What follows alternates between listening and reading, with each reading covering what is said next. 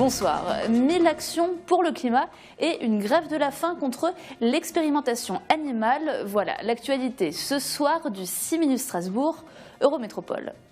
Du 30 novembre au 11 décembre aura lieu à Paris la COP21, la conférence internationale sur le climat. À côté des débats des chefs d'État, la société civile se mobilise pour porter le débat climatique sur la place publique et faire de ce sommet un succès. Suivant le principe agir localement pour un changement global, samedi se tiendra à Strasbourg une des 1000 actions pour le climat organisées dans toute la France. Et cet après-midi, les associations Les Petits Débrouillards et Campus Vert créent le débat en interpellant les passants aux abords de la place des Halles.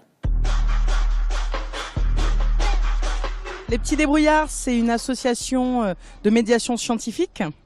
Et si on est là donc aujourd'hui, c'est parce qu'on est engagé dans une campagne d'éducation aux transitions, avec un S, social, économique et évidemment écologique. En fait, on se rend compte qu'il y a un fossé assez important entre ce que disent les rapports des scientifiques sur le réchauffement climatique depuis des années, qui sont de plus en plus alarmants, et en fait le tout un chacun qui a peu connaissance de ces réalités. Donc en tant qu'association de médiation scientifique, on s'est dit qu'il était intéressant un peu de combler ce fossé-là, quoi. On sent que les gens sont quand même conscients, mais on entend parler de développement durable, de cette problématique-là depuis tellement longtemps, on ne se rend pas compte de l'urgence en fait. C'est-à-dire qu'on est sur des échéances très courtes. Si on veut éviter donc d'aller dans des limites qui vont être extrêmement dures à supporter pour l'humanité, donc au-delà des plus 2 degrés, il faut agir tout de suite extrêmement rapidement. Et il y a 2 points qui nous semblent essentiels. C'est un, que chacun peut faire quelque chose à son niveau. Mais le deuxième point essentiel, c'est que c'est pas suffisant. C'est-à-dire que l'éco-geste, le citoyen qui va prendre son vélo, il y a plein de choses à faire, hein, très multiples, hyper intéressantes, mais ça suffit pas. Donc ce qu'on fait aussi, c'est que on s'est regroupé sur des collectifs associatifs pour faire des événements marquants, dont le but est aussi de peser sur le politique. C'est-à-dire que là, il va se prendre des décisions en fin d'année. Alors, on pense que ça ne va pas révolutionner le monde, hein, soyons honnêtes, mais en tout cas de dire des alternatives, des solutions, il y en a tous les jours, il y en a qui inventent. Et si vous n'avez pas d'idées, on en a, on va vous les montrer et on va collectivement, en tout cas, dire qu'on peut vivre autrement, que c'est possible et surtout que c'est souhaitable. C'est fun, quoi. C'est pas forcément austère, le vélo et la bougie, quoi. Oh my God. La société civile, elle aussi, s'engage par rapport à la COP21 qui aura lieu à Paris cette année en décembre.